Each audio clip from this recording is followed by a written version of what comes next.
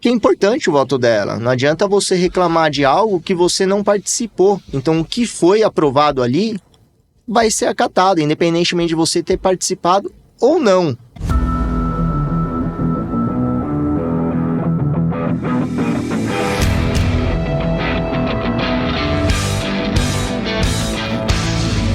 No ar, Dicas da Construção Podcast, com Juarez Cavaleira.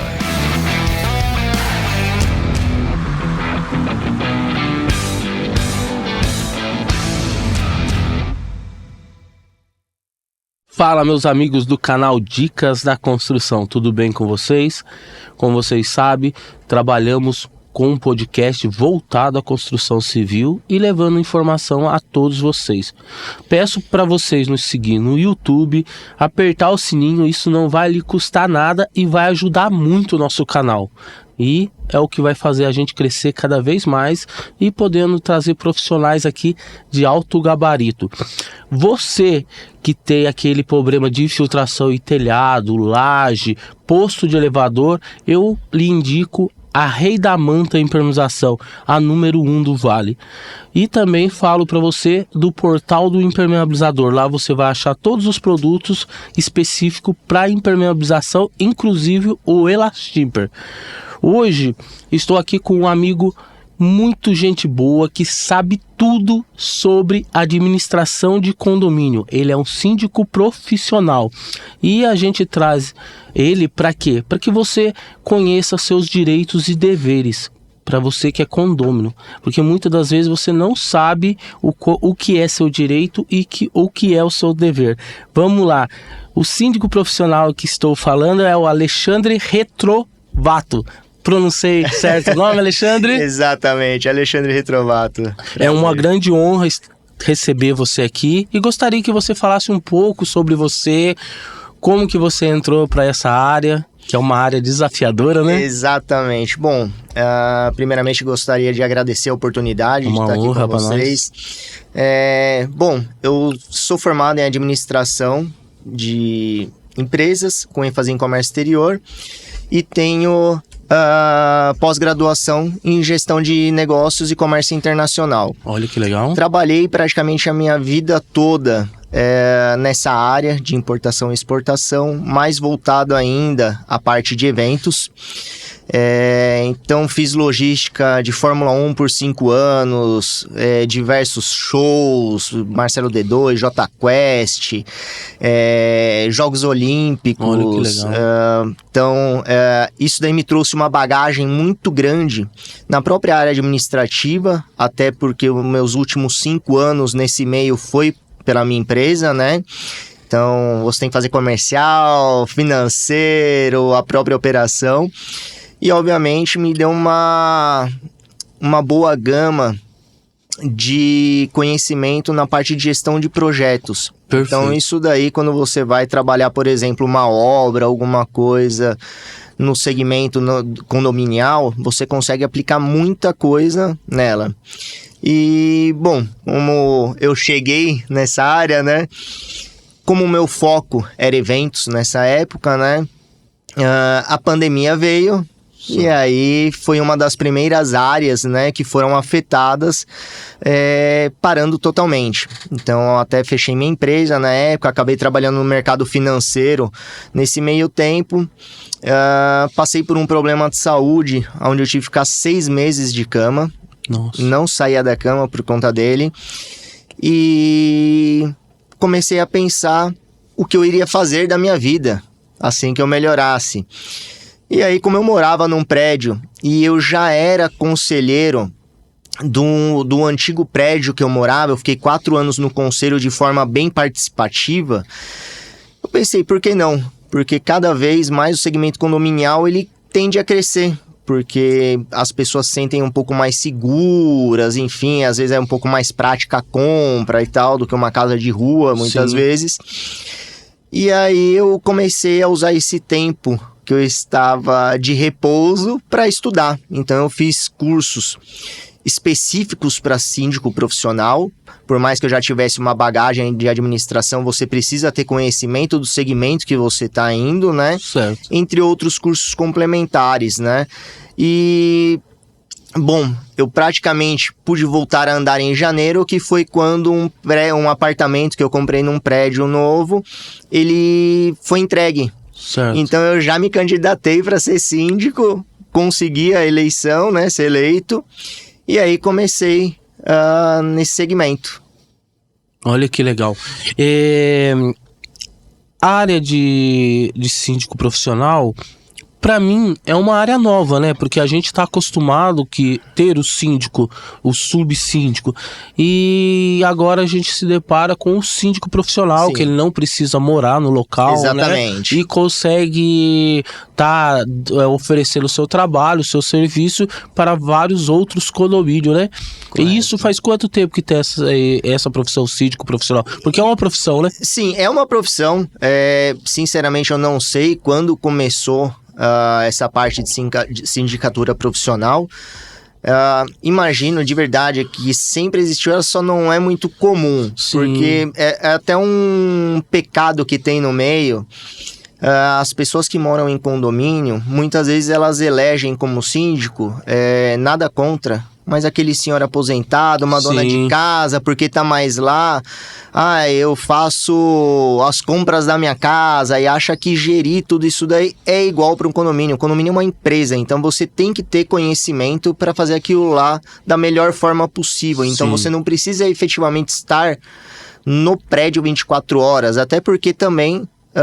como todos os trabalhos, nunca 24 horas, né? Sim, A sim. gente tem a nossa carga horária normal, não dá para trabalhar assim. Mas isso é uma característica que vem crescendo porque as pessoas estão mudando um pouco a percepção de que o síndico profissional, muitas vezes, e claro, existem profissionais e profissionais, né?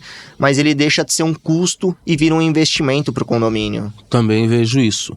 E, Alexandre, como que você faz para... O que é sua válvula de escape do seu dia a dia porque eu sei que é uma carga muito grande você absorver problema que é de outras pessoas, né? Muitas das vezes é simples, muitas das vezes é um problema que você tem que dar uma atenção maior. Exato. E para você não usar aquela palavra assim, dar aquele surto, você perder a paciência, o que você faz para extravasar isso? Bom, vamos lá. Eu sou praticante de arte marcial, eu faço jiu-jitsu há mais ou menos uns 20 anos. Certo. Então, ali literalmente é onde eu deixo os meus problemas para fora e consigo recarregar a minha bateria. Além disso daí, eu faço tratamento, acompanhamento com psicólogo. Certo. Então, ali a gente trabalha diversas técnicas de controle emocional. Porque realmente você lidar com o público é complicado, e querendo ou não, hoje em dia na minha cartela de clientes eu atendo 5 condomínios e eu falo aí de mais ou menos, se eu colocar uma pessoa por apartamento, eu tenho um número de aproximadamente 600 clientes. Sim. Isso daí, novamente, falando de uma pessoa só. Então, a gama de pessoas é muito grande. Sim. Então, nessas técnicas, né, que a psicóloga passa, ela...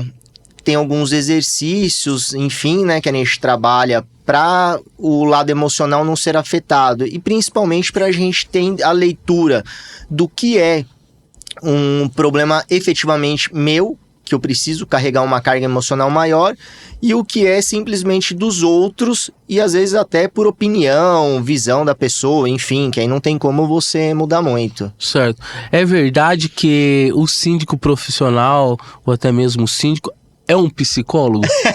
Porque tem que ser, né? Às vezes a gente faz um trabalhinho de psicólogo também, porque muitas pessoas, às vezes, elas vêm pra gente só pra desabafar dos problemas do condomínio, porque tem exemplos dela até chegar e falar, eu sei que não vai resolver isso, mas certo. Eu preciso... Falar, exatamente. Que legal. Deixa eu perguntar, isso é uma coisa assim que a gente gosta de procurar saber, né? Porque, igual eu falei pra você, muitas pessoas têm muita dúvida, né? Do que é direito, do que é dever, né? E eu gostaria de perguntar pra você, o que o síndico profissional faz? Bom, a gente já começa por uma questão efetivamente legal, tá? A competência do síndico, ela tá no Código Civil, então ali é elencado as funções efetivamente que o síndico é responsável, inclusive, como se fosse em qualquer empresa, o síndico é o responsável pelo CNPJ do condomínio. Então, sempre tem que ter um síndico, que a pessoa, querendo ou não, que vai ter o cadastro no banco, se tiver algum problema jurídico, é ele que representa essa massa condominial, o CNPJ. Certo. Então você já tem uma responsabilidade civil ali. Além disso, nós somos responsáveis por manter o bom andamento do condomínio. Então isso vem a parte administrativa normal, como cobrança da taxa condominial, de inadimplentes, manter a portaria funcionando, todas as manutenções preventivas, corretivas. Um resumo seria isso. Eu achei muito interessante isso que você falou, principalmente de quando vai escolher o síndico. Eles pegam uma pessoa assim que aparentemente ela tem um certo conhecimento e dá o cargo para ela, lógico, em votação, tudo para ela ser o síndico. Sim. Porém, ela não tem todo o conhecimento e isso é um perigo, né? Sim, porque ela pode responder por alguma falha que houver ou até mesmo uma fraude judicialmente, né? Com certeza. E muitas das vezes ela não tem nem culpa, não tem conhecimento. Isso é algo que eu até pelo histórico profissional, eu fico muito ligado em lei. Porque tudo depende da regra do jogo. Sim. Então você tem que ter esse conhecimento. E normalmente o síndico, seja ele profissional ou não, ele tem um suporte jurídico que normalmente alguém da administradora costuma dar. Então, alegar desconhecimento, até para a vida normal, sendo síndico ou não, você não pode perante a lei, porque a lei é pública. Você tem que conhecer. Então é fator fundamental para a pessoa ser capacitada estudar o mínimo possível do regimento que ela vai trabalhar. E na área de síndico também, a gente tem como se fosse um norte de trabalho dessa parte legal, que é a convenção condominial. Lá você tem todas as regras específicas para aquele condomínio. Claro que ela ali seria a ponta, né? Sim. Você tem o próprio Código Civil, enfim, que tem algumas outras regulamentações, mas para o dia a dia do condomínio, a convenção e o regulamento interno tem que estar praticamente de cabeça do síndico para ele saber como conduzir aquele condomínio específico. E um exemplo assim, já aconteceu de o Alexandre, no caso, chegar e falar, puxa vida, eu poderia resolver o problema do Juarez, mas por ter várias cláusulas e ser tipo assim, documentação não permitir, você não poder fazer, e era uma coisa muito simples, mas por ter todo um regimento, você não poderia estar atendendo. Sim, é bem comum, na verdade, Juarez, essa situação, porque, por exemplo, obviamente varia de condomínio para condomínio, sim, tá? Mas você tem situações onde você tem uma limitação financeira. Certo. E como normalmente o pessoal não é muito assíduo em frequentar assembleias, ou às vezes até mesmo a convenção ela dá uma restringida em atualizações daquilo lá, você acaba ficando amarrado. Então às vezes você tem uma situação que, sei lá, R$3.000 você resolveria aquele problema. Certo. E é um problema relativamente simples de ser resolvido. Mas por conta disso daí você não consegue resolver. E aí você precisa convocar uma assembleia. E aí é onde, como eu falei, as regras às vezes atrapalham um pouco, porque dependendo do tipo de regulamento interno ou do tipo de trabalho que você vai fazer, você tem quórum mínimo. Então vamos supor, eu gostaria de fazer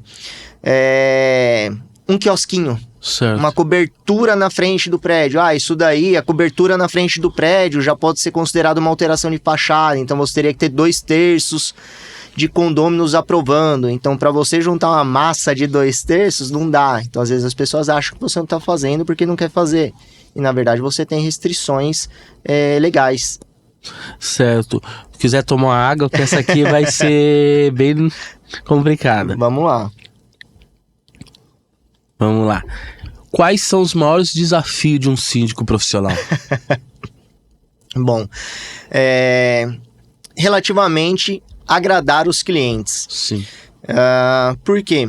Talvez por facilidade minha, tá? Como eu falei, eu sou da área administrativa. Então, você colocar a máquina para rodar, ela até que é tranquila. Até porque se você consegue pegar um condomínio um pouco mais organizado, você já tem uma administração normal, que é, em geral, ficar a cargo da administradora para fazer a parte de envio de correspondências, cobranças, enfim, tranquilo. Manutenções, novamente, num condomínio organizado, você consegue fazer as manutenções preventivas, então isso daí já minimiza bastante a sua incidência. E, obviamente, um aumento de custo de uma corretiva, porque muitas vezes você tem que comprar alguma coisa ali na hora, então você não consegue ter um orçamento legal, enfim, para aquela situação. Mas, como eu falei, o problema é agradar o pessoal, porque o condomínio, para mim, ele é o melhor exemplo de democracia que existe. Então, as coisas só são feitas, na maioria das vezes, porque, como eu falei, o que o síndico precisa é deixar a máquina funcionando normal. Sim. É que determinados assuntos, pautas, sejam votadas em assembleia. Então, vou dar um exemplo. Inclusive de onde eu moro. O prédio foi entregue em janeiro de 2022 e até hoje a gente não tem decoração de salão de festas. Certo. Como é um prédio que a gente quis manter um padrão legal, a gente contratou uma arquiteta, então é um ponto diferencial também você contratar especialistas para poder trabalhar determinados assuntos. Isso daí eu acho muito importante. Então a gente fez todo um projeto. Tivemos diversas reuniões, algumas assembleias para poder votar o projeto. Quando nós tivemos tudo ok, não aprovaram a verba extra para poder mobiliar. Isso daí passou por mais de uma vez. Então você pega aquelas pessoas que queriam, e eu era uma delas, por exemplo, gostaria do salão de festas, outras que não. Outras que não participam, então nem sabem o que está acontecendo, aí começam depois de 2 anos a perguntar do nada, nossa, mas por que isso daí não foi feito, enfim. E um comparativo que eu faço disso daí, e entra na parte do trabalho mental, é que, por exemplo, em casa sou eu, minha esposa e minha filha. Certo. Se eu vou pedir pizza já dá briga, porque somos em 3 e teriam 2 sabores para ser escolhidos. Correto. Então imagine isso daí num prédio com 100, 200, 300 pessoas. Cada pessoa pensa de um jeito diferente. Então, agradar isso daí é complicado, porque você pode ter uma votação onde determinado assunto foi votado de forma, vamos supor, favorável, e quem era contrário àquilo lá não aceita muitas vezes. E por isso que eu falo que é o melhor exemplo de democracia. Se foi votado, a maioria elegeu aquilo, quem perdeu, infelizmente, tem que aceitar. E, obviamente, dependendo do assunto, levar para continuidade numa outra assembleia, enfim. Mas esse conflito de visões que as pessoas têm é muito complicado de gerir, muitas vezes. Alexandre, um exemplo assim, você está cuidando de um prédio e esse prédio queimou a bomba. Ok. Certo? Você não tinha previsão para isso. Você tem um teto até o que você pode gastar para fazer essas... apagar esses incêndios? Então, na verdade, quando é uma situação emergencial como essa daí, a gente tem autonomia para utilizar o fundo de reserva. Ah, tá. Que é um caixa especial, normalmente gira em torno de 5%, que é decretado também na convenção, esse percentual, para uma conta especial, que seria esse fundo de reserva mesmo. Certo. E ele só pode ser utilizado em situações ou emergenciais, ou, por exemplo, o caixa já está bem alto desse fundo, dessa poupança, e aí você faz uma assembleia para alguma melhoria. Então, vamos pintar o prédio, que é um valor alto. Então, você usa parte desse fundo para poder diminuir o valor a ser cobrado. Isso se ele já não suprir tudo. Mas você tem isso daí. Claro que você tem que ter uma comunicação, de certa forma, uma aprovação do conselho consultivo para esse uso, mas é algo que você, por exemplo, conselho, tô com essa situação que queimou, preciso usar ok, e aí você segue o prumo. Certo, você falou também uma coisa muito interessante. Um exemplo assim, você é síndico de um apartamento e de um prédio de apartamentos residenciais. Sim. E muitas das vezes você nem vê essas pessoas, é só nas reuniões de... não sei se é todo mês ou são semanais. E você falou uma coisa muito legal do salão de festa. O salão de festa, eu acho uma parte muito interessante. Por quê? Para que ali eles possam fazer festa entre eles, Sim. ter lá um encontro entre os moradores, como a gente faz assim nos bairros, Sim, né? Sai sim. para se confraternizar. Isso você acha importante? Isso depende de condomínio para condomínio. Certo. Porque tem alguns condôminos que literalmente não querem socializar muito. Ah, entendi. E isso daí, querendo ou não, uma festinha dessa daí, existe um custo dela. Certo. Nem sempre, obviamente, é um custo alto, até porque dependendo, vamos supor, vou fazer uma festa junina, dá pra pedir Isso. pra cada morador levar um prato, enfim, mas você tem que gerir isso daí, e aí vai do perfil do pessoal do condomínio. Entendi. Eu costumo fazer em situações como essa, um questionário, tá? Que eu utilizo, na verdade, para diversas coisas, questionário simples, tá? Para saber a vontade do pessoal de fazer, vamos supor, uma festinha assim, e obviamente a quantidade, porque não adianta num prédio, novamente, vou colocar um número redondo, né, 100 pessoas, 5 estão a fim de fazer. Certo. Então acaba fugindo um pouco do padrão. Um exemplo, eu vi em algumas situações, em alguns condomínios, que eles fazem aquele café com o síndico. Sim. Certo? Para ter essa aproximação, para ter um bate-papo descontraído. Sim. Você faz isso? É complicado porque geralmente é no sábado, domingo? Não, eu já fui em alguns, tá? E é bem interessante porque é uma troca de experiência. Sim. Então, se você consegue absorver um conhecimento sem, às vezes, ter passado por aquela situação, já agrega muito no seu Sim. trabalho. Porque muitas das vezes a pessoa vai ver você só na assembleia, ali as pessoas estão todas alvoroçadas, né? Os turcos sangue quente, e nesse dia do café tá todo mundo mais receptivo. Sim, sim. E aí, Alexandre, tem futebol, aquela coisa e tal. Porque no próximo evento que vai ter, que é as reuniões de síndico, eles já estão mais receptivos. Tá. Então, na verdade, eu entendi o Café com Síndico, porque existe um encontro chamado não. Café com Síndico. Nos condomínios que eu trabalho, eu costumo fazer plantões de atendimento. Ah, legal. Então, eu sempre tô lá, determinado dia da semana, numa faixa de horário para atendimento, para que as pessoas que, obviamente, estão disponíveis nessa faixa de horário, né, porque nem sempre também concilia, elas possam vir conversar comigo, tirar alguma dúvida Sim. que preferiram fazer pessoalmente ao invés de um WhatsApp, por exemplo, enfim. Então eu faço atendimento sim presencial com o pessoal. Que legal. Pra ter essa sinergia.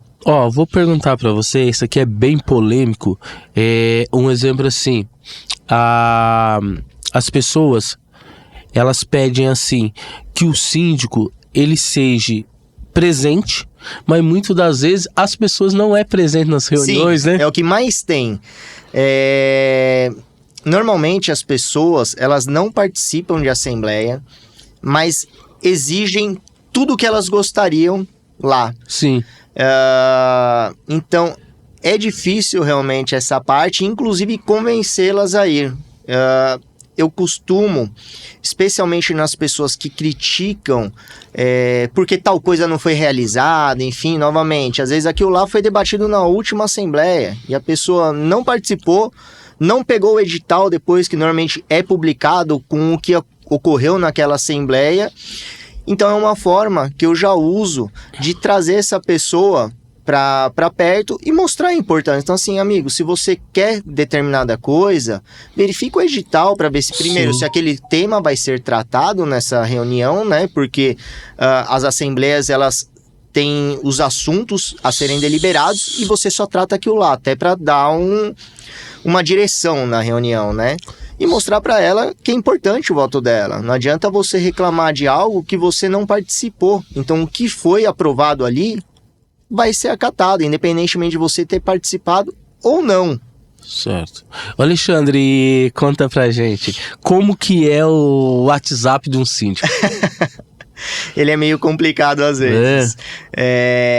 Eu procuro direcionar, especialmente no começo de uma gestão, o formato de trabalho. Por quê? Eu já participei, por exemplo, de assembleia para ser eleito como síndico em prédios onde na reunião eu já desisti dela, porque tinha gente que queria primeiro que o síndico morasse lá, porque se acontecesse alguma coisa ele queria bater na porta do cara 3 horas da manhã. Entendi. Então, assim, são algumas coisas absurdas. Então, eu procuro direcionar os assuntos com quem tem que ser tratado. Por exemplo, eu tô no prédio e o elevador travou. Não é comigo que você vai falar. Fala com o porteiro, porque, claro, não é ele que vai resolver isso daí. Mas ele já tem o trabalho organizado comigo para que ele simplesmente abra um chamado para a empresa de elevadores ir lá prestar atendimento. E isso daí, eu coloco, às vezes as pessoas acham que você está fugindo do trabalho e não, mas é por uma questão bem óbvia. O porteiro está lá 24 horas e é algo que não interfere no trabalho dele de fazer esse acionamento. Certo. Já se eu tiver, por exemplo, igual agora, no podcast, eu não vou conseguir atender. Claro. Ou dependendo se eu estiver dirigindo, alguma coisa assim. Então, às vezes, esse período que eu não consigo verificar a mensagem, ela consegue resolver de uma forma muito mais rápida. Tem aqueles que ficam muito nervosinho no WhatsApp e quando você encontra frente a frente, Alexandre, não era isso e tal. Tem. Bom, eu acho que todo mundo, né, a geração de hoje de internet tá muito assim, né? São os machões que ficam atrás da tela. Sim. Mas, pessoalmente, tem muito hater? Não sei te dizer proporcionalmente, mas com certeza eu tenho, porque nem Jesus agradou todo mundo, quem dirá eu. E aí, como eu falei, às vezes tem algumas decisões que não são o síndico. O síndico, na verdade, ele é um representante da massa condominial. Certo. Então, se algum assunto foi votado a favor e a pessoa é contra, não é culpa do síndico. Certo. O síndico profissional precisa morar no prédio? Não. Mas pode morar? Pode morar. A diferença é até meio isso daí nos nomes, né? Tem o síndico morador e tem o síndico profissional. O síndico... Porque um exemplo é você. Sim. Você é um síndico profissional, mas mora num prédio que você administra. Sim, exato. Lá você seria síndico morador. Eu sou síndico morador. Dali pra fora é profissional. Tanto que até o valor que eu cobraria de um profissional não é o mesmo valor que eu aplico lá. É uma taxa mais... justa, vamos... Entendi. Mais seduzida, porque demanda menos tempo, porque você... menos aplicação, porque você já mora ali. Não, nem tanto. No caso do que eu moro mesmo, foi uma questão de... Foi início do prédio, então tava todo mundo apertado com... ter que mobiliar apartamento, enfim e tal. Então foi colocada uma taxa mais baixa. Entendi. Tá? Por isso daí é mais gestão financeira mesmo. Não porque dá menos trabalho, que o trabalho é igual. Às vezes é até pior... Entendi. Porque você tem que lidar com a cara de insatisfeito, às vezes das pessoas, como eu falei, não tem nada a ver com determinado assunto, tem opiniões contrárias e tal. A pessoa não sabe distinguir o que é profissional e o que é pessoal, né? Exatamente, e às vezes elas levam mal a opinião delas. Certo. Vou dar um exemplo bem escroto, tá? O prédio, ele é branco. Vamos pintar tal, eu quero pintar de rosa-choque. Aquela pessoa quer rosa-choque, quer... As pessoas não querem uma cor mais neutra e tal. Sim. Essa pessoa vai levar mal você por você não ter brigado, às vezes, por pintar de rosa-choque, que ia dar uma atenção diferente pro shopping, ou pro prédio, enfim. Então você tem isso daí. Você bateu numa coisa bem interessante, verdade.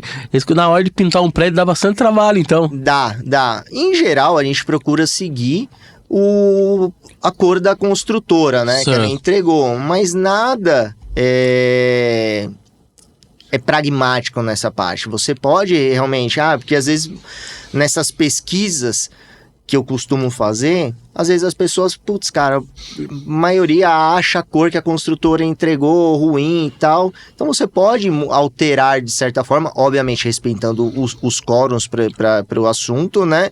Mas você pode mudar. Ô Alexandre, empresas de aplicativo te dá muito trabalho? Até que não, pelo seguinte... eu procuro usar alguns aplicativos dos meus prestadores de serviço mesmo. Certo. Então, parte de portaria. Normalmente as empresas que prestam serviço de portaria, elas têm um aplicativo específico deles. Certo. E é por ali que eu costumo até me comunicar com os moradores daquele condomínio. E, obviamente, para os proprietários que às vezes não são moradores, né? A gente faz uns comunicados diferentes, onde a plataforma da administradora costuma nos atender aí também. Eu não tenho um aplicativo específico que eu uso para todos os condomínios. Eu costumo usar o que já está lá desses principais prestadores de serviço. Certo. Um que a gente vê que as maiores reclamações são os de entregas, certo? Tanto de comida como de produtos, Sim. né? Porque hoje a gente compra muito pelos aplicativos Exato. de venda. Por quê? Eu, na minha opinião, porque a prestação de serviço é melhor. Ok? Porque você tem garantias, porque muitas das vezes você vai numa loja presencial e eles, se der Sim. algum defeito, eles não vão trocar pra você, aquela coisa, e os aplicativos trocam. Sim. E a dificuldade é na entrega, né? Horários. Nesse aspecto, o que acontece? A maioria... Vamos dividir, na verdade. Prédios que têm portaria remota, em geral, você tem um auxiliar de serviços gerais, um zelador que fica lá, mas trabalhando, obviamente, no horário comercial. Certo. Nessa faixa de horário, essa pessoa faz o recebimento dessas entregas de produtos, tá? Correto. Já quando você... E aí, obviamente, fora do horário, é interfonado pro apartamento. Se a pessoa tiver, ok, recebe. Se não, infelizmente, a pessoa do Mercado Livre, enfim, da vida, ela vai ter que voltar num outro dia. Entendi. Tá? Prédios que têm portaria presencial, você já tem esse atendimento 24 horas. Porém, tem uma outra entrega que você mencionou, de alimento. Alimento, a imensa maioria, eu até desconheço, quem não faz nesse modelo, não recebe, tá? É o próprio morador. Por quê? E todas as empresas, como eu falei, que eu conheço, de portaria trabalham no mesmo formato. Às vezes a pessoa recebe um alimento, uma marmita aí de almoço, a pessoa não retira, aí depois ela vai alegar que não foi comunicada, sendo que às vezes interfonaram, enfim, ela tá tomando banho e não atendeu, aí demorou, aí a comida estragou, ela joga a responsabilidade pro condomínio. Então, normalmente a parte de alimentos perecível não tem recebimento por conta de portaria, direto com o morador. Até por uma questão óbvia também, eu passei uma vez por uma situação parecida que eu falei, peraí, se você pediu o seu almoço, você sabia que o seu almoço ia ser entregue daqui a pouco. Correto. Você não estava esperando para receber por quê? Certo. Então, tem essas questões aí. Você tem casos do morador achar ruim de você não liberar a entrada do entregador?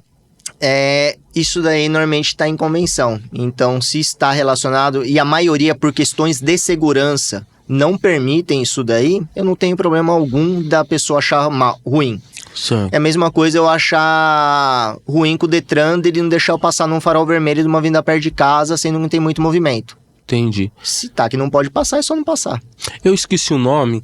Os condomínios estão adotando um sistema que tem umas caixas, igual Sim. caixas de correio, que você recebe o produto lá. Daí eles colocam pelo lado de fora, você vai e retira. Sim. Eu só não me lembro o nome, mas parece que vai ser uma tendência também para facilitar isso aí. Se eu não me engano, o nome disso é Smart Box, tá? Isso mesmo. É muito interessante. Eu não consegui aplicar nos condomínios que eu faço a gestão, até por uma questão meio de layout que você tem que ter, porque você tem que ter uma área coberta, você tem que ter ponto de energia elétrica, enfim, para atender esse Smart Box. Então, alguns prédios acabam não fazendo sentido isso daí, mas eu também acho que é algo que daqui a pouco vai ajudar bastante, até porque tem prédio que o movimento de entrega é muito grande. Sim. Então aquele auxiliar geral, ele acaba deixando de fazer outras tarefas porque toda hora ele tem que parar para ir receber alguma coisa na portaria. Alexandre, me explica uma situação. No caso, seria um ponto de recebimento de cada morador? Porque um exemplo assim, eu entendo assim, marcar o meu alimento vai estar junto com o do Alexandre, se for não. diferente. Esses Smart Box, eles costumam ter como se fosse um armário com diversos tamanhos de portinha. Ah, certo. Então, quando o entregador faz essa entrega, né? Ele coloca o código na caixinha que ele colocou, e o sistema é inteligente. Então ele já avisa o morador que aquilo lá chegou em qual caixinha que tá para ele pegar. Olha que interessante. É uma tecnologia bem legal. Ó, essa aqui também é bem complicada e muitas das vezes eu acho que é o que te dá mais dor de cabeça. Assim. A maioria dos moradores quer portaria presencial. Eu adoro presencial, certo? E os outros por redução de custo, que é aquela distância. Sim. Remota. Na sua opinião, qual é o melhor, o qual faz mais sentido? Sim. Bom, vamos lá. Primeiro, normalmente a portaria remota, ela não é aplicada em condomínios muito grandes. Então, normalmente, pelo menos até um tempinho atrás, a maioria das empresas que tem, tipo, mais de 150 apartamentos, enfim, elas não recomendam, por conta do alto fluxo que tem lá. Mas, particularmente, eu prefiro a remota. Pelo seguinte, obviamente, a redução de custo. Em geral, tem uma tecnologia de controle empregada maior, tá? E na portaria remota, você tem a questão dos porteiros que estão à distância, né? Eles serem obrigados a seguir um procedimento de entrada. Então, todo mundo realmente tem que ser identificado, tem que ser interfonado ou via WhatsApp, sei lá, mas o morador é comunicado. Algumas portarias remotas trabalham com aplicativo onde você já pode deixar liberado, ou enviar um QR Code, aí a pessoa tem uma facilidade, mas isso, confrontando com a portaria presencial, a diferença tá no...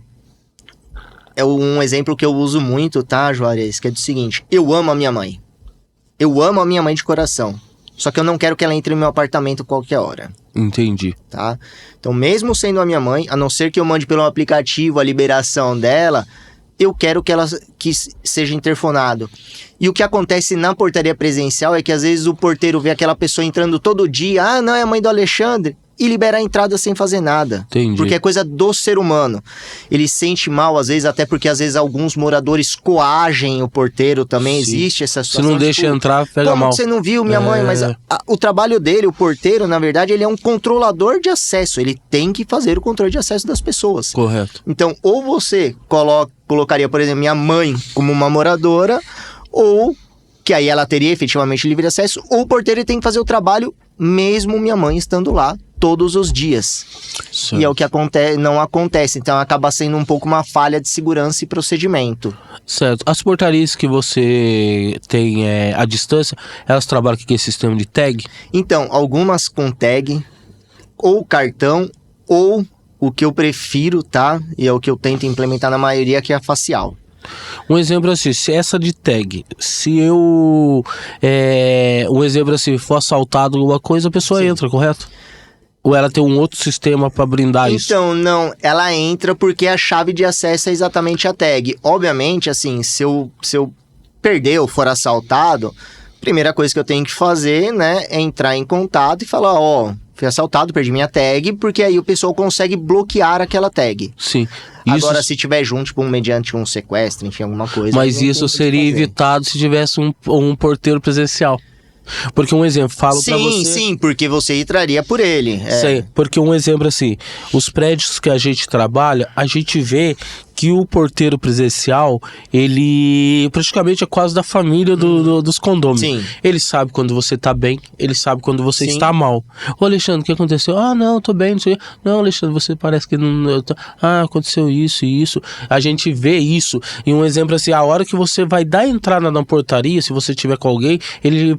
já tem aquele tato de perceber, poxa, o Alexandre não tá legal, alguma coisa tá acontecendo. E daí ele consegue intervir, porque em São Paulo aconteceu uma situação que quem evitou do prédio entrar os assaltantes foi o porteiro presencial, porque ele teve esse tato de ver que o morador não estava bem, porque ele viu o cara todo alegre e o cara tava meio assim, entendeu? Daí ele falou assim, o que tá acontecendo e tal, e na hora assim, ele conseguiu acionar a polícia sem os caras perceberem e chegar, já deram bote no cara. Por isso que eu sou ainda mais esse. Porque eles são bem profissionais. Eles têm vantagens e desvantagens, né? E a híbrida é muito cara implantar? Tendo os dois, tanto a distância mais o presencial. Na verdade, eu não vejo muita funcionalidade nela, de verdade, porque A portaria remota, como eu falei, ela tem que ter um emprego de tecnologia maior para poder gerar essa segurança. Então, você vai fazer esse investimento para você pagar o funcionário também, parcial. Porque você vai pagar a portaria remota, vamos colocar assim, pelas 24 horas. Correto. Você não vai ter uma quebra dessa jornada. O funcionário físico, sim. Mas você também acaba trazendo um vínculo empregatício, enfim. Eu não acho muito funcional. Mas, novamente, é uma questão de opinião. Isso daí é sempre jogado para os proprietários, tá? E nesse caso o termo é proprietário mesmo, porque morador que não é proprietário, né? Um inquilino, ele não tem direito a voto. Então, os proprietários escolhem o formato que eles vão fazer, até mesmo porque eles vão arcar com essa despesa depois. Você falou um fator muito importante. Por que o inquilino não tem direito a votos? Pelo regimento dos condomínios. Mas interno ou é uma... Não. As convenções, né, elas determinam que somente quem tem a posse, o proprietário, que vota. Até por essa questão meio financeira do negócio. Então, vou abrir uma exceção, tá? Não que o morador não possa votar. Ele pode, contanto que o proprietário dê uma procuração para ele, para que ele represente o proprietário, mas o voto em si é sempre do proprietário. Porque eu acho isso aí meio confuso pela seguinte forma. Um exemplo assim, eu, Juarez, sou investidor, certo? E daí eu tenho vários prédios, vários apartamentos, vários locais da cidade. Eu não acho justo você pagar o aluguel, honrar com todas as suas responsabilidades comigo e eu decidir por você. Eu não vou lá nas reuniões, porque eu só tenho que ir lá para investimento. E daí você ser prejudicado por isso, entendeu? Mas esse prejudicado também em partes entra naquele comentário que eu te falei da questão de opinião. Sim. Porque eu tenho, inclusive, às vezes em condomínios, a briga da assembleia virtual ou da presencial. Às vezes eles querem a presencial porque o cara que é investidor provavelmente, não é regra, não vai estar lá. Porque às vezes o cara tem diversos imóveis em diversas cidades espalhados pelo Brasil e aí efetivamente ele não vai. Correto. E pela remota ele poderia ter o voto. Mas não significa que o que vai ser deliberado ali efetivamente vai contra, porque entra na questão que eu falei de opinião. Isso daí, até tive uma pesquisa num dos condomínios recentemente, onde algumas pessoas vieram conversar comigo, falar, nossa, mas esse jardim aqui tá horrível, que não sei o que lá, que tem que mudar, porque normalmente os críticos é os que mais demandam atenção da gente. E aí quando você faz a pesquisa, você vê que a maioria ou tá neutra, tipo, tanto faz, tanto fez do jeito que tá, ou tá ok, tá bom. Então, aquela mudança efetivamente não tem vínculo. O que muda nisso daí, nesse ponto que você falou, é obviamente a percepção do dia a dia. Certo. Mas se você consegue fazer um alinhamento, como eu te falei, mediante alguma pesquisa de satisfação, alguma coisa assim, você já consegue direcionar, porque determinado assunto, às vezes, que foi crítico, é uma opinião simplesmente sua, Juarez. Não é o que a maioria da massa efetivamente demanda. Mas existe sim esse conflito da pessoa que é moradora com o proprietário. Porque ela é o que vive ali o dia a dia do prédio, né? Exato. Mas muitas das vezes ela pode te procurar também para passar, olha, eu tô tendo um problema de filtração ali naquela situação e tal. E você vai lá cordialmente ver o que tá acontecendo. Exato. Né? Tanto que eu peguei um condomínio novo, a coisa de um mês, 2 meses mais ou menos, e a primeira coisa que eu fiz foi lançar uma pesquisa com diversos assuntos para entender onde eu estava entrando. E essa pesquisa, ela foi aberta para todo mundo, não me interessa se é proprietário ou se é morador. Legal. Exatamente porque eu quero pegar essa opinião de quem tá lá dentro. Sim. É só a pessoa que efetivamente mora que sabe se o trabalho do porteiro é legal, se os outros prestadores tipo de limpeza, alguma coisa assim, funciona bem, se o sistema que tá lá... Tudo. É o morador que vai dar essa visão. Sim. Entendeu? Alexandre, eu vejo que você é um cara assim que tem bastante amigo, um cara comunicativo. Um exemplo, você pega, pede o salão de festa pra você usar, certo? Daí tá lá você, sua família, chega o Juarez, ô Alexandre e tal, pá. Daqui a pouco já chega eu, já chega não sei o quê.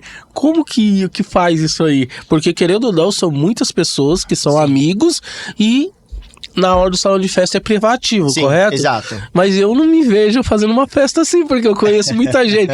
Chega aí, quando vem, eu acho que... Como que é feito isso? Bom, vamos lá. Primeiro, normalmente a reserva do salão de festas também tem alguns prazos, algumas regrinhas que tem no regulamento interno. Sim. Então, por exemplo, você só pode fazer locação até 5 dias da data do evento. Então, ali você já tem uma trava daquele espaço. Certo. E também, para entrar, a gente pede sempre uma lista de convidados a ser deixada na portaria. Sim. Então, a não ser que a pessoa seja de dentro do condomínio mesmo, e aí, desculpa, mas bom senso, né? Se você não foi convidado para aquela situação antes, você querer entrar numa festa, eu acho meio indelicado. Se não, se você for de fora, você tem que estar na lista de presença. Sim. Ou, obviamente, aí, sei lá, do nada você bateu, você vai entrar em contato com o morador, aí vai dele autorizar ou não. Mas eu vejo uma coisa, tipo assim, que... Delicado igual você conhece todo mundo do prédio. E todo mundo gosta, ou você gosta da pessoa. Quando vê você tá lá pra 5 pessoas, já tem 20. Eu passei por uma Por mais que eles estão colaborando e tal, ela toma uma imensidão, né? Então, eu tive agora Dia das Mães. A gente fez uma festinha no salão de festa onde eu moro. Mas, cara, o pessoal passava, assim, só dava o oi, simplesmente só passava. Não tinha entendi. essa coisa de chegar mesmo pra festa. Porque, que nem eu falei, claro, vai de pessoa pra pessoa, mas eu acho que, assim, se você tá fazendo uma reunião, uma festa, enfim, e você não convidou aquela pessoa, tipo, cara, você vai dar cara lá, eu passaria, eu só cumprimentaria e ok.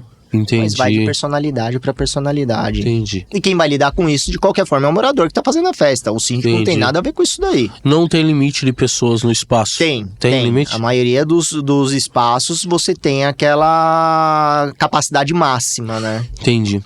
Ô Alexandre, quais os cuidados que você toma na hora de contratar um prestador de serviço? Bom, alguns prestadores de serviço por indicação, então dependendo de quem indicou o serviço, já tem um peso maior, né? Certo. Mas vamos supor, algumas obras grandes, enfim, eu procuro literalmente fazer um rastreamento ali da empresa. Então eu puxo o CNPJ dela, verifico os trabalhos que ela fez, se ela tem capacidade econômica para isso, porque não adianta eu querer fazer uma pintura predial que eu vou gastar mais de 100 mil reais e a empresa tem um capital social de 5 mil. Então, assim, é certeza de que ela não tem capacidade econômica para arcar com aquilo lá. Certo. Entre outras pesquisas do aspecto financeiro, quem são os outros clientes dela, e eu aí já entrei em contato, por exemplo, com um síndico de outro condomínio para saber como que era aquela empresa, enfim. Entendi. Mas uma busca já por CNPJ para saber a idoneidade dela, eu acho que é um dos primeiros passos quando você já... Não que você não vá fazer isso, mas quando você não tem uma indicação. Entendi. Porque hoje em dia a gente acha tudo da empresa na internet, né? Muitas das vezes o cara é bem avaliado, mas muitas das vezes tem lá um cliente que avaliou o cara mal, mas você vai procurar, o cara não justificou porque avaliou. Sim. E eu já peguei uma situação que você vai achar muito interessante, cara. E eu não tinha visto isso. De concorrente avaliar mal sim. Cara, eu achei que lá muito eu falei, caramba, daí eu vi na internet o cara explicando que o funcionário do concorrente, os funcionários, ia avaliava mal a empresa. Sim. Olha, você vê que... E entrou ali, você não apaga mais. Então, eu tenho esse problema por conta da avaliação, mas ao mesmo tempo, como você colocou, tava muito bem avaliada e tinha um comentário negativo. Eu costumo tentar fazer esse filtro também, porque como qualquer prestador de serviço, pode ser que em determinado trabalho simplesmente não deu certo, e às vezes não deu certo até pelo próprio cliente. Isso. Então ele vai reclamar daquilo lá, para qualquer um. Entendeu? Então você tem que dar uma ponderada também nessas avaliações. Mas isso vem com a experiência, né? Sim, com certeza. Por isso que eu falei assim, por mais que na área condominial eu seja relativamente novo, eu tenho uma vasta experiência em outros segmentos que eu uso para esse trabalho. Certo. O que te dá mais trabalho? Administrar salas comerciais, prédio de salas comerciais ou condomínio de casas? Condomínio apartamentos. Residencial, condomínio residencial, com certeza, porque você tem alguns problemas que no comercial, em geral, você não tem. E esses problemas, eles são relativos à integração das pessoas. Certo. Por exemplo, barulho. Cara, em comercial é difícil você ter uma reclamação de barulho, até porque, como aqui no próprio estúdio, ele precisa de silêncio, ele já trabalhou a proteção sonora dele. Em apartamento as pessoas acham que tem que ter milagre. Então, assim, não existe isso daí. Então, esses problemas de convivência são complicados, isso daí é residencial. E nos seus empreendimentos que você cuida, tem muita briga por vaga? Um exemplo assim, o Juarez foi visitar o Alexandre e colocou o carro na vaga do Eudes. Sim. Não é frequente, mas tem um pouco, especialmente de não respeitar as delimitações. Então, o que eu costumo colocar para o pessoal não tem como, mesmo se fosse um síndico morador, tá? Porque às vezes o síndico morador, ele não é aquele aposentado, dona de casa que tá lá 24 horas. Ele tem um trabalho dele, ele vai para casa à noite, enfim. Tá? Então não tem seu acompanhamento 24 horas. Então o que normalmente eu peço houve uma situação irregular, manda a denúncia, coloca num livro de ocorrência ou manda via e-mail, enfim, cada condomínio também tem a sua particularidade. E aí a gente costuma agir de acordo com o regulamento. Então vamos supor, situações como essa que não são críticas, você dá uma advertência, se repetiu, aí você coloca multa. Porque não adianta às vezes você ficar conversando muito. Obviamente eu trabalho com campanhas instrutivas. Então eu coloco cartazes, mando essas regrinhas, né, pro WhatsApp das pessoas. Às vezes eu faço vídeo para ficar até mais fácil de entender o negócio, mas eu costumo fazer essas campanhas aí, mas a pessoa errou, advertência, se for o caso, multa de reincidência. Não tem, porque se não aprendeu, porque tem gente que é meio folgada também, então não adianta. Um exemplo assim, já teve caso de acionamento de polícia, essas coisas com você? Já, mas foi em comercial, foi um pouco mais tranquilo. Em residencial eu não tive nenhum problema de convivência ou de outros problemas que eu tivesse que chamar a polícia.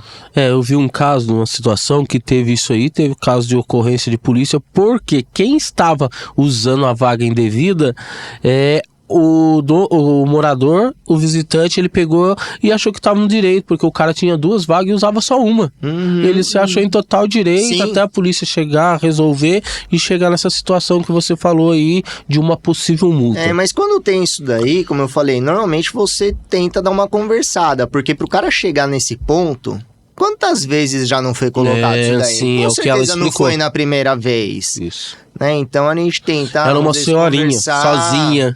Então, você tenta conversar uma vez, outra, se for o caso, mas eu falei, segue a regra, manda advertência, claro, se você já fez uma comunicação instrutiva, enfim, pessoal lembrar das regras e tal, mas se não, multa, começa a sentir no bolso, porque assim, ninguém tem que ficar obrigado a passar por esse tipo de situação. Sim.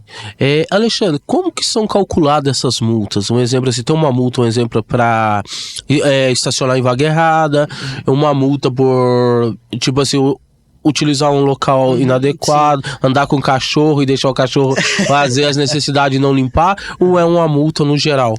Não, normalmente primeiro, condomínio para condomínio, certo. E a convenção que regulamenta isso daí. Então lá, se não tiver até convencionado, está pelo menos nas regras, né, que o Conselho Fiscal vai deliberar sobre isso daí. Então, vamos supor que não tem isso daí já na primeira regra. Então o Conselho se reúne e coloca aí quais serão essas regras, e obviamente tem que passar por aprovação em assembleia, né? Em geral, é colocado baseado em percentual da taxa condominial. Então, tipo assim, meia taxa, uma taxa, aí vai multiplicando de acordo com as incidências e de acordo com a gravidade também. Então, uma infração grave, por exemplo, um caso de vandalismo ou outras coisas do gênero, entraria no grave. Sim. Putz, estacionou meio errado. Cara, meia taxa já tá bom pra pessoa entender que não tá. Mas aí, obviamente, como eu falei, se teve reincidências, você vai aumentando porque a pessoa não tá entendendo. Certo. Um exemplo é assim, eu estou entrando no condomínio, o portão fecha em cima do meu carro. Quem arca com esse prejuízo? Depende da situação. Depende da situação, por quê? Se eu efetivamente abrir o portão e estou saindo, é uma falha mecânica, né, do equipamento. Então, Correto. O condomínio ele é responsável por isso daí, tá? Porque provavelmente algum sensor anti-esmagamento... Mas como que eu vou provar isso? Ter. Não, aí você tem câmeras, né, em geral. E a outra situação que eu falei que entraria nesse depende praticamente todos os condomínios têm a plaquinha lá, um veículo por vez. Certo. E o cara tá saindo, o outro tenta ir no embalo. Entendi. Se você passou no embalo, perdão, você que não tá Entendi. agindo da forma correta. Então você assumiu o risco, é um problema seu.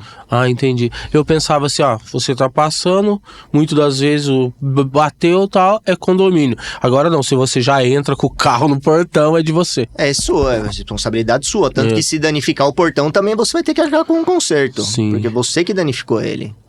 Então, eu vi uma situação dessa, por isso que me surgiu essa...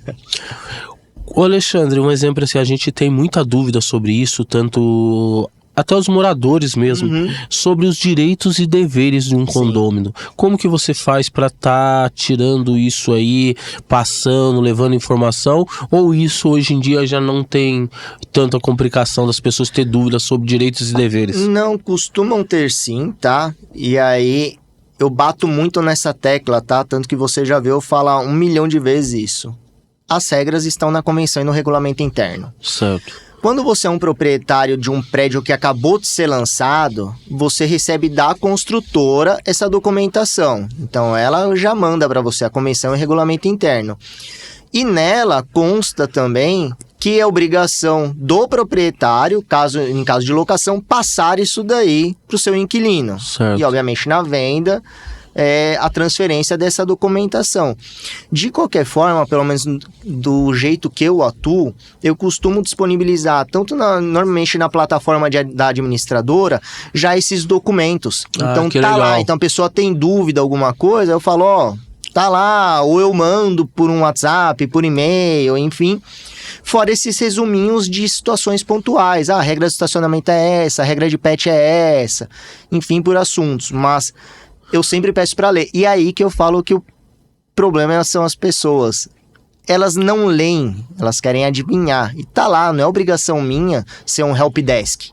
Ficar toda hora respondendo um monte de pergunta. Cara, pega o documento lá e lê. Que ali você vai conhecer todas as suas regras, direitos e deveres. Certo.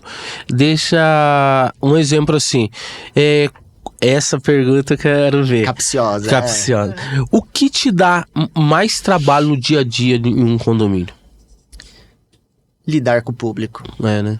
Com certeza, porque, como eu falei, você lidar com a parte de manutenção, ou até mesmo o treinamento de portaria, enfim, até que é mais tranquilo, porque com o tempo as coisas vão se ajustando, porque nada também é um estralar de dedos. Certo. Agora, lidar com o pessoal é um pouco complicado. Esse aqui foi recorde de pessoas perguntando. Quanto ganha um síndico profissional? Então... Lógico, se puder falar. Não, claro. Isso daí varia muito, tá? Porque, por exemplo, quando eu vou mandar uma proposta, eu já recebi diversos pedidos eu sou do conselho, aqui eu sou morador, vai ter uma assembleia, você manda uma proposta?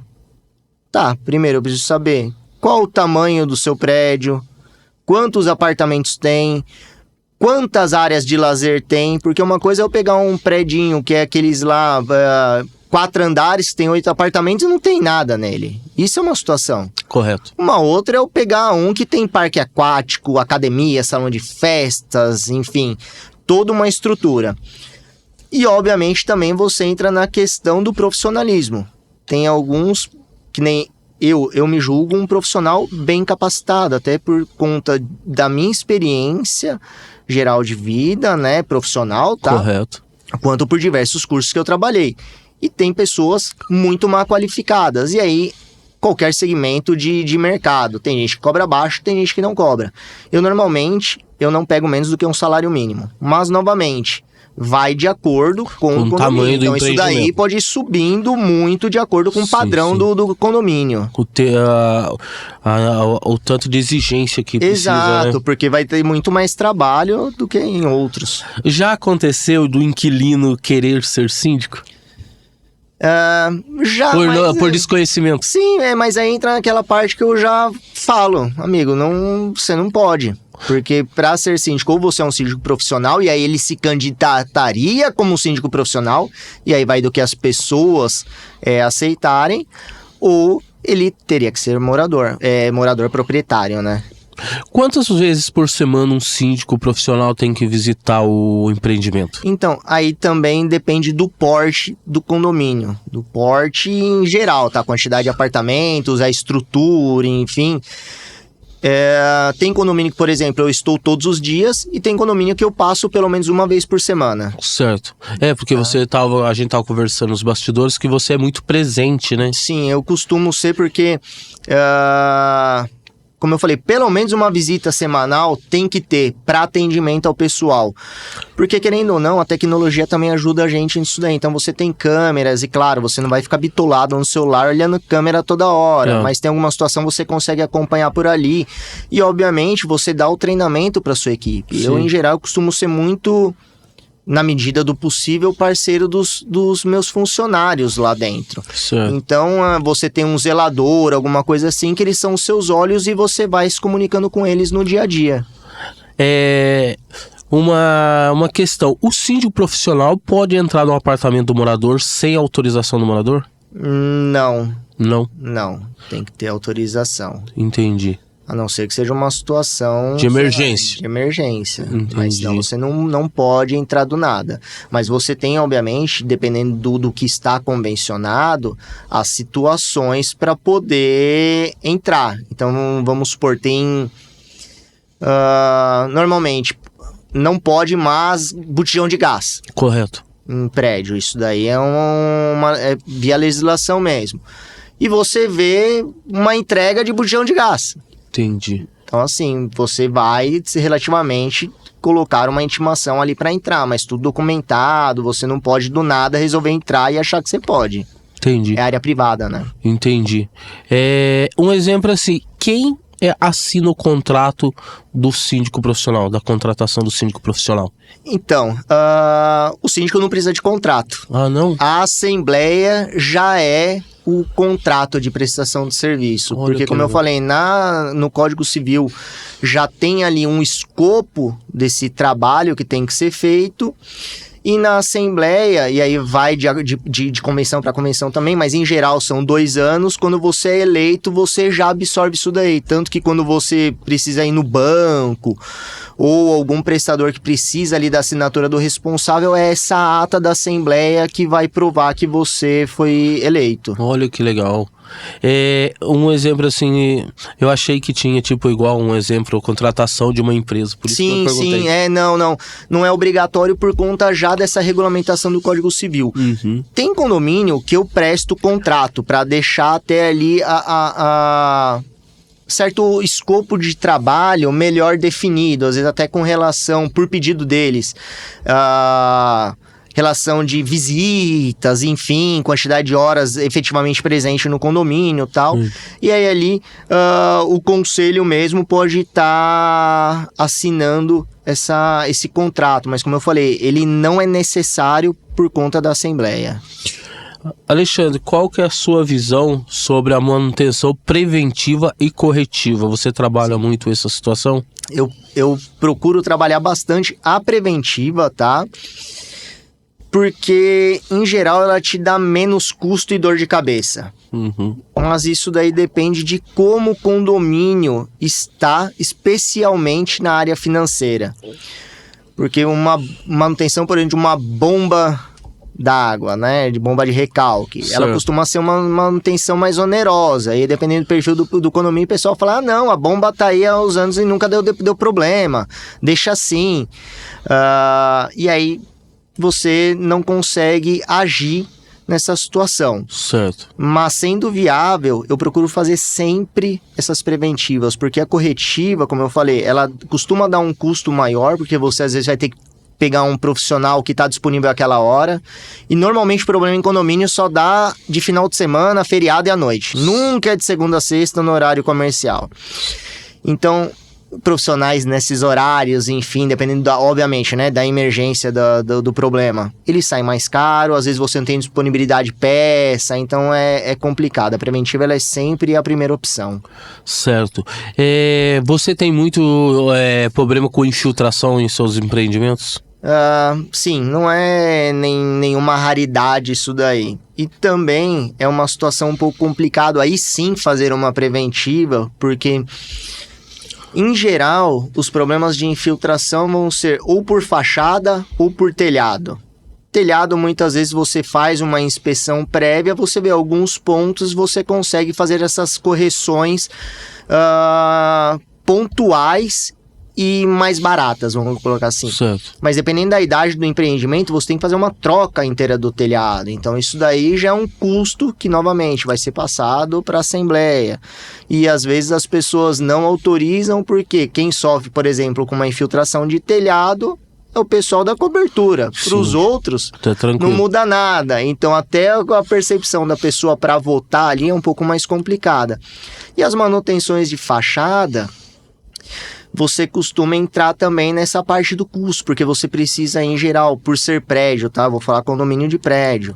Você tem que contratar um profissional especializado, que custa caro, porque ele tem que ter a certificação para poder descer ali na cadeirinha com corda, enfim.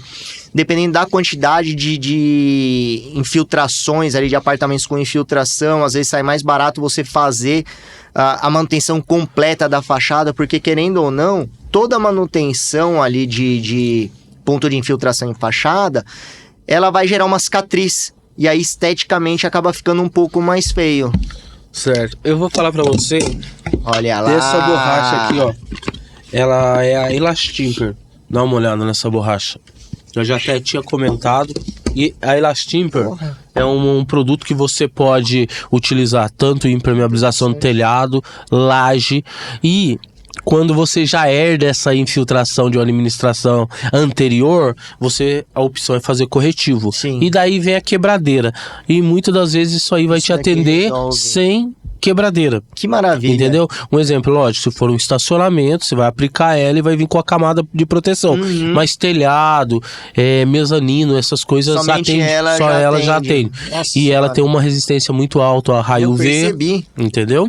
E é um produto que veio para nos ajudar bastante. Principalmente eu que sou impermeabilizador, eu só conhecia a manta. E a manta, você sabe o trabalho que dá, que você tem que colocar camada de proteção. Sim. Quando você não precisa, não coloca camada de proteção, ela tem um alumínio. Mas muitas das vezes aquele alumínio te atrapalha, principalmente você que trabalha com prédio, que é todo vidro. Então esse produto com certeza vai te atender legal. É o próximo teste já que eu vou fazer, né? Então, recomendo.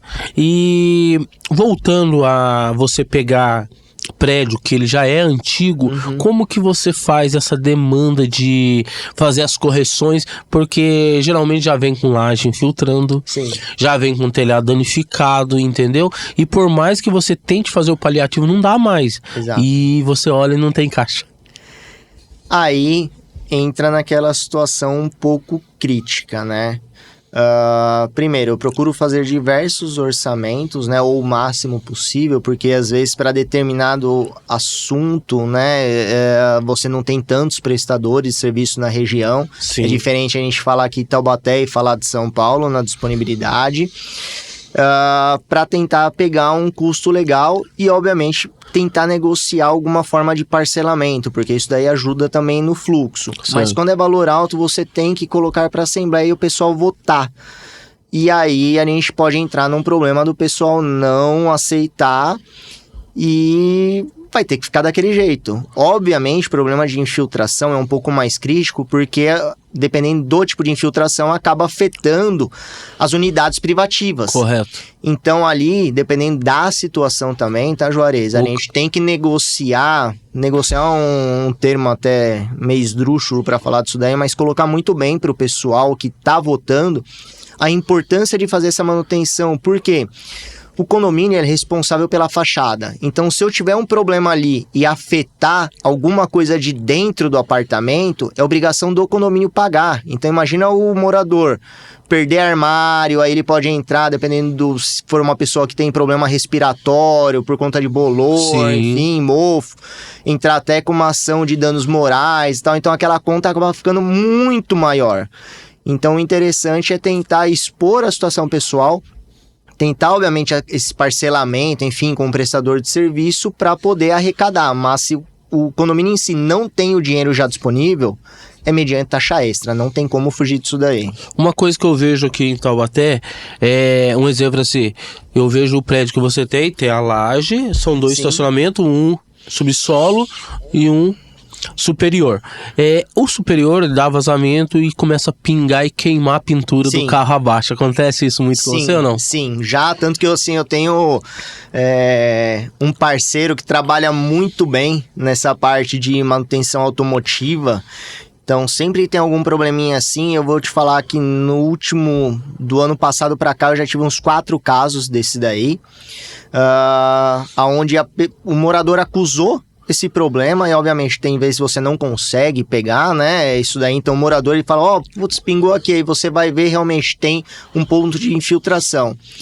Então eu já peço primeiramente que a pessoa não utilize mais a vaga, até a gente corrigir, porque esses pingos de infiltração realmente danificam bastante. Tem uma reação química que ele queima o verniz. Exatamente, outras, peguem borracha de para-brisa, essas coisas assim, fica mais complexo o negócio, então eu já peço gentilmente para a pessoa, né, não utilizar, e a gente dá uma prioridade total ali para fazer essa correção do ponto de infiltração. E, obviamente, manda o carro para o parceiro fazer o tratamento na pintura, enfim, isso daí tudo a custa do condomínio. Daí você olha assim, de baixo você vê aquelas calhas. Assim. Já chegou a ver essas calhas? Já. Porque para trocar o sistema é caríssimo. Sim. Vamos pôr uma calha aqui, já joga uma... Mas é uma solução assim, até que viável. Eu já trabalhei isso daí em prédio onde seria impossível você refazer realmente todo o tratamento ali de impermeabilização, e era um ponto específico. Mas... Então ali você consegue colocar uma calhinha e direcionar Mas uma água. dica nisso aí há um perigo escondido. Um exemplo é assim, se você tem uma manta perfurada, essa água está correndo em vários lugares e ali é o ponto falho que ela vai cair. Vai espalhar depois. Isso. O que ela vai acontecer? Ela vai umedecer toda a armadura e vai começar a criar aquele sistema de expansão, que a ferragem começa a expandir, o ferro enferruja, expande, quando vê você está com tudo danificado, a laje, entendeu? Isso daí é mais para ponto, como eu falei, é um paliativo ali, até às vezes as pessoas gerarem um caixa, enfim, para poder fazer um trabalho decente. A gente tem muita preocupação com laje por causa disso. Quando vê, ela começa a despracar. Acaba com a estrutura, né? Isso, principalmente prédio. E eu vejo muito isso em Taubaté porque a gente tem empresas de fora que vêm para a área de impermeabilização. São projetos muito rápidos, rápidos mesmo, porque tem que entregar, chega, quando vê a empresa já foi embora, não vai voltar, e aí o condomínio liga pra gente ir lá com uma solução milagrosa, e a gente não consegue. Não tem, entendeu? Não tem. A gente tem uma situação que a gente quase não atende condomínio. Por quê? Eu vou dizer. Não sei se eu acredito que você não trabalha nesse sistema. As empresas e o síndico, eles trabalham assim, eles querem que você vá lá, dê para ele o orçamento. Tem síndico que liga para mim 3 horas da tarde, a reunião é assim. É e daí ele quer que você mande o orçamento, mas ele não vai te contratar. Aquilo ali é só para encher linguiça, porque ele já tem a pessoa, mas ele precisa de 3, 4 orçamentos. Sim. Certo? Então a gente tem essa dificuldade de atender condomínio, que muitas das vezes a pessoa, eu tô com 3 orçamentos, preciso de mais um. Fala, meu amigo, você já usa um dos 3, porque se nenhum dos 3 atendeu você, não vai ser eu que vou atender, concorda? Porque você olha lá, a gente é a maior avaliada do Vale, e o cara ainda quer que a gente entre pra encher linguiça, a gente nem atende. Sim. A gente só vai quando é indicação de clientes nossos, e senão a gente nem vai. Então a gente tem essa porque a gente sabe também que tem a série de fatores, vocês têm que passar em reuniões, tem um punhado de coisa, então a gente tem já as pessoas... Burocracia é muito grande, né, Juarez? Já certas, que a gente sabe, ó, Juarez, tem uns que são honestos. Ó, Juarez, eu tô com 3 orçamentos e preciso de mais um pra aprovar na Assembleia. Pô, o cara foi honesto, entendeu? Não quer dizer que você vá conseguir o serviço, mas ele foi honesto. Então isso é legal. Mas você talvez já se deparou que o cara pega lá, pede de 5, 6, mas é o que? Só pra encher linguiça e atrapalha a gente, porque o orçamento é alto de fazer. Não, com certeza. Isso é uma das dificuldades do nosso trabalho, como eu falei. Às vezes as pessoas querem muitos orçamentos e não tem.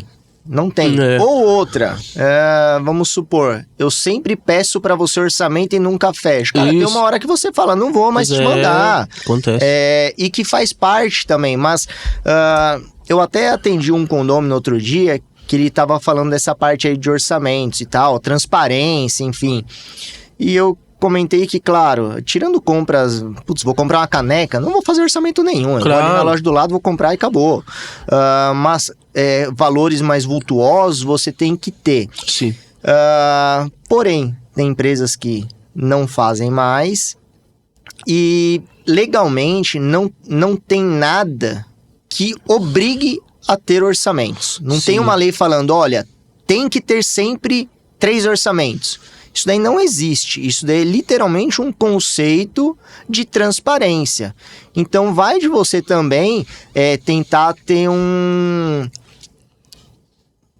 certo jeito de conversar com o pessoal a respeito disso daí. Porque você colocou um ótimo exemplo sendo prestador de serviço. Sim. Cara, eu não atendo mais. Porque é burocracia, é moroso o negócio. Você às vezes precisa de uma visita técnica para o cara fazer o orçamento. E técnico lá é caríssimo. E às vezes o cara não tem a disponibilidade que o morador quer. É diferente você trabalhar a sua casa, que você bate com o martelo na hora, se quiser, enfim, ir para um condomínio que, obviamente, também você tem um tamanho maior. A pessoa não tá sentada lá esperando alguém ligar para ir já de bate-pronto fazer. Então você tem que conciliar agendas e, obviamente, a principal, que é a da Assembleia depois para aprovar o negócio. Sim, e eu penso muito nisso aí pelo síndico. Por quê? Tem a empresa A, que tem todo um histórico de bom serviço, o preço é X. E tem aquela empresa que ela tá começando agora, que muitas vezes é o funcionário que saiu da empresa A e montou uma empresa, e ele nem sabe como cobrar.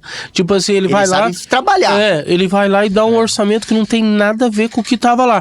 Porém, ele pode colocar o síndico em maus lençóis, porque todo o pessoal vai querer o mais barato. Só que quando aparecer os problemas, esse cara não vai ter conseguir respaldar o que aconteceu. Não vai ter uma garantia ali. É por isso que eu falei, dependendo do tipo de trabalho, eu já faço uma avaliação de quem vai me atender, exatamente para saber se tem essa capacidade econômica ou não. Obviamente, eu já peguei gente que estava começando, que tinha saído, como você falou, sair da empresa, não sei o que lá, enfim. Mas aí é algo que, assim, eu já conheço a pessoa, já sei que, obviamente, da dificuldade que todos nós que empresariamos temos no começo, porque uma hora você vai ter que ter experiência, só vai ter experiência... Claro, se tiver oportunidade. Se tiver oportunidade, não tem como, mas você tem que fazer esse filtro. E eu já passei por situação... com portaria remota, por exemplo, a do meu prédio mesmo. Eu fiz as pesquisas, eliminei uma que o preço estava tão lá embaixo que com certeza alguma coisa de errado tinha. Uma que era muito acima, peguei as outras 3 e coloquei. Porém, eu coloquei para votação somente o tipo de portaria que ia ser. Então assim, ó, gente, vocês querem presencial, remoto ou híbrida, mas quem for atender vai ser essa empresa aqui. Por quê? Os preços das outras eram bem similares, então vamos supor, uma era 29 mil, a outra 30, a outra 32. Então tá muito próximo, a diferença acaba sendo baixíssima, né? Mas foi no que eu joguei a confiança. Claro. Exatamente pelo ponto que você colocou. Se der alguma bucha e o pessoal pegou o mais barato porque era o mais barato, a hora que dá problema ninguém assume essa responsabilidade. Então às vezes eu defino, ó, tem isso daqui, então a transparência é essa de números, porém a confiança no trabalho... É essa aqui. É essa daqui, então... É você quem bate. Eu vou bater numa situação específica como essa, tá? Mas às vezes você vai estar sujeito ao preço mais barato porque colocou, porém... é algo que eu costumo deixar muito claro em assembleias quando tem esse tipo de situação. Eu não me responsabilizo. Eu sou o responsável legal, mas assim... Desde que te atenda. Vocês estão comprando algo que, assim, não vai dar certo. Porque sempre tem os produtos milagrosos, né? Então assim, ó, gente, não vai dar certo, mas vocês querem que fique clara a minha opinião. Eu vou fazer o que vocês estão vendo, que é a minha obrigação. Mas eu não concordo, então dá uma segurada na hora de cobrar depois. Certo. Alexandre, como que você lida com a parte de inadimplência? Vamos lá, inadimplência, assunto delicado, porque também eu sei que às vezes a situação financeira aperta para as pessoas. Isso provavelmente todo mundo já passou alguma vez na vida, mas não dá para ficar escutando historinha triste. Certo. Obviamente, eu converso com as pessoas para entender o cenário, porque às vezes é alguma coisa muito... Putz, cara, exemplo escroto, tá? Porra, descobri um câncer, tô gastando pra caramba com um exame. Você vai ter uma compreensão. Certo. Porém, a convenção também rege como deve ser tratado. Então, vou dar um exemplo. A maioria coloca, vence dia 10 o boleto. Então, ok, você vai gerar o boleto com esse vencimento. Após 60 dias, você entra com uma extrajudicial e, no caso de insucesso, você entra com a judicial. Então, como eu falei, eu tento conversar, porque às vezes a pessoa até esqueceu de pagar o boleto. Sim. Porque eu não vou esperar todo esse tempo. Se eu tenho um atraso de um mês ali, no outro mês eu já vi que atrasou, eu já entro em contato para tentar ver alguma coisa. Se não é extrajudicial conforme o tempo legal, é judicial. Porque o que acontece na inadimplência condominial é o seguinte... Por lei, a multa é de 2%, fora os juros de mora. Então, é uma multa baixíssima. Então, se o cara tiver o cartão de crédito dele para pagar e o condomínio, qual que você acha que ele vai deixar de lado? Entendi. Condomínio. Porque a sanção ali, a penalidade é muito baixa. Então, deixa. E aí, como eu falei, claro, tem casos e casos, mas se a inadimplência é muito alta, é sempre ação judicial. Atrasou, amigo, judicial, porque história triste, como eu falei, todo mundo tem. Só que na hora de contribuir para a coletividade, as pessoas muitas vezes não querem. Entendi. Então... Ô Alexandre, estamos chegando nos minutos finais. Foi uma conversa muito gostosa. Que você viu como passou rapidinho. Mesmo. Espero que você tenha gostado. E se eu esqueci de te perguntar, abordar algum assunto que você acha que seja interessante para estar falando, pode ficar à vontade. Juarez, eu acho que o nosso papo foi bem completo. De verdade, tô super feliz de ter tido essa oportunidade aqui e disponível para próximos eventos. Fico muito feliz. Vamos para uma parte que a gente tem chamado bate-bola. Bora.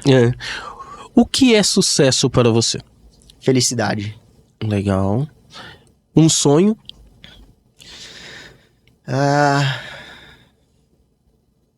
Mega Sena. Nossa, também. Um arrependimento. Arrependimento. Nenhum, porque eu sou hoje quem eu... O passado das decisões que eu tive. Legal. Arrependimento. Uma dica pode até ser para os seus condôminos. Uma dica. Procurem se manter informados de verdade. Show de bola. Alexandre, gostaria que você deixasse suas redes sociais, seu telefone para quem queira te contratar. Perfeito. Bom, vamos lá. Telefone é o 12-98145-9594 e o meu Instagram é Síndico Vato, VATTO, tudo junto. Perfeito. Alexandre, que honra, cara. Adorei. A honra foi minha, Juarez. Meus amigos, chegamos mais um final de episódio. Você viu que conversa gostosa e espero vocês quarta-feira para estar assistindo completo esse episódio.